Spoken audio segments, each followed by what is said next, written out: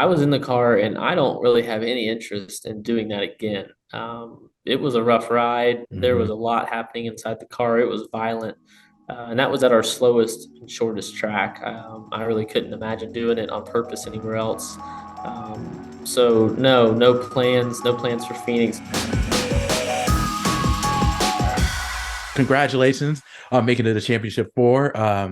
So how are you feeling as the race day gets closer? Yeah, first of all, thank you, man.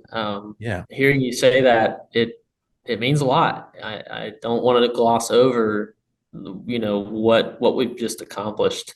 Hmm. Um, it feels good. There's Yeah. nerves, there's definite anxiety, and I love it. I feel so fortunate and blessed that I get to feel these things for a race on Sunday. Like I get to go drive a car 312 times at least around the racetrack, but the feelings I have throughout this week, they're different, and Hmm. I love it. It feels so good. Now this is your first time being in the championship four race, and you're going up against Chase Elliott, Joey Logano, and Christopher Bell. So what's the biggest thing that you have to do in order to win on Sunday?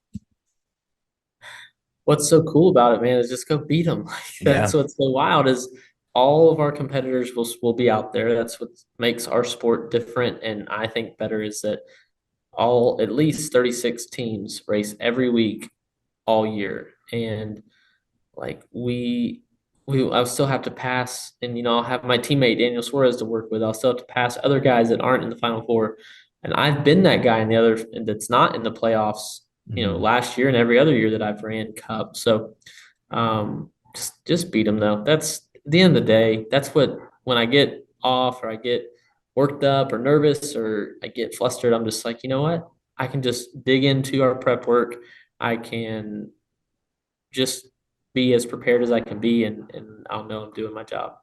Absolutely. And you were able to clinch a spot in the playoffs by having a strong finish at Martinsville. Now, there's been a lot of talk about how you finished, and it was video game-esque. I enjoyed watching it because you did what you had to do in order to win. So now that you were able to do that move, which was kind of a wall riding move, to earn that victory or clinch a spot in the championship four. And you said it never crossed your mind after the race. And now that you've done it, do you see yourself doing it again? Not necessarily for the championship four, but down the road for a future race. Well, first of all, I do want to say it feels like a victory. You said that, and this Yeah. felt like a third win on the year because we knew what we had to do and we did it and we went out and accomplished that goal. So, yeah, look, it's we weren't doing burnouts in the front stretch, partly because my car wouldn't even do burnouts if I tried. It was Mhm. it was destroyed, but I was in the car and I don't really have any interest in doing that again. It was a rough ride. There was Mhm. a lot happening inside the car. It was violent. And that was at our slowest and shortest track. I really couldn't imagine doing it on purpose anywhere else. So no plans, no plans for Phoenix. And I didn't practice it before then. Right. When I say I did it on a video game, I'm talking when I was 12 years old, like or something like way back, like before I ever even raced at the local level, my very first real, race in a race car. So, no, it goes against everything that you know as a driver, and glad it worked out, but I still don't really know why. I can understand that. But this race is going to be taking place at Phoenix Raceway. You actually finished second there earlier this year. So, um, does this track present any challenges that you have to watch out for while you're competing on Sunday? For sure, man. This place is tough. It was repaved ahead of the 2012 season, Mhm. and that was the first time I came here and raced was on the repave, and it's gotten more. The asphalt has aged that many years, but it's tough, and you don't with together with the traction spray that they put down in turns three and four, they did not reapply it in one and two, so that's going to Mhm. be different. The dog leg, the apron. There's a lot of nuances, and in any NASCAR race, we dissect these tracks to make our cars as fast as they can be around that track, and we'll be pushing it to the limit for sure. Of course. And This, as I mentioned, this is your first time competing in the championship four. This is your first time in the playoffs after having a really strong year. And if you win on Sunday, that would be a top moment for you. But what would you say would be your biggest moment so far this year? You mentioned you won a couple of races and obviously clinching a spot in the championship four. Those are big. But what would you say would be your biggest moment this season? Man, a couple of days ago, I would have bet the house that there's no way we would have beat Coda in the first win. It's just Mm. until you actually win, it's different, and when you win, it's big. And I just don't know how you ever beat that first win. But we might have already done it with Martinsville, and we might have the potential to now do it again with what we have in front of us this weekend, the opportunity. And that's all we ask for, man, is an opportunity. Having an opportunity on the final lap of Martinsville, we found a way to win that moment. And if we have an opportunity at the end of the race in Phoenix, then I wouldn't want to be anywhere else than where I'm at to have the opportunity to go win that moment. And you and your team had been very consistent this season. As you mentioned, a couple of wins you've had during the regular season. You've also finished second in a handful of races. So, what would you say would be the biggest key for you and your team's success this year? The first key is the car, the new Mhm. next gen car that NASCAR we rolled out this year as a new thing is the single reason Trackhouse exists as a race team, and it's together with our people the reason why we've been able to be successful. And it's an even playing field, and we bought in early, and we've had success throughout the year. And we bought in, and we've been racing all year.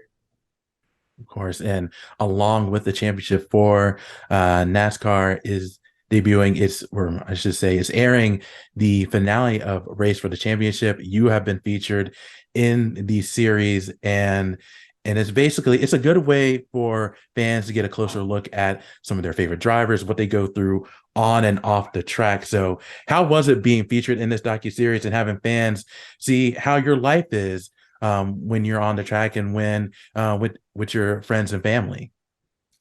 Yeah, it's been interesting. Look, Yeah, it's hard to have cameras and microphones, kind of feel like they're intruding into your life, but we wanted to tell this story, and the group as a whole was the Cup Series and NASCAR.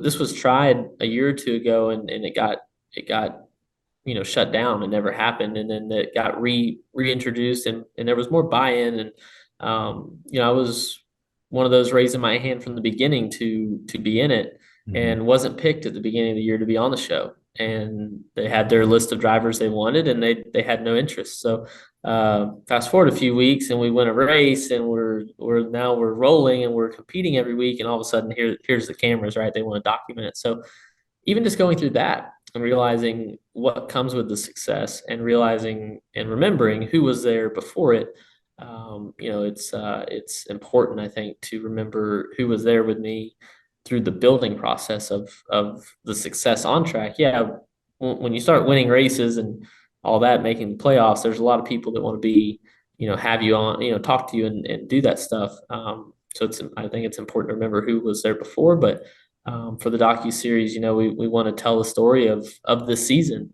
and getting to spotlight some things, and try to tell each of our personalities a little bit more.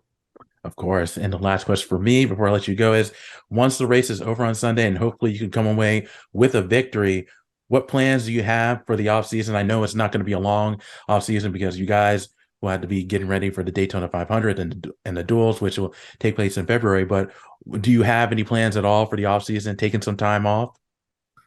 Definitely unplugging. The main thing Yeah. is getting off social media. I'll Mm, kick the apps off my phone. We'll still have them, right? We're not shutting the accounts down, but just get off everything for a little bit. It might be a day, might be a week. If I have my way, it'd be a little bit longer, and go to the farm, not travel a ton, but there are some places I want to go. I like to be warm, so I'm going to go south somewhere, Florida or further south, mhm. and no definite plans. I know I don't have a flight out of here Sunday night. I'm going Monday.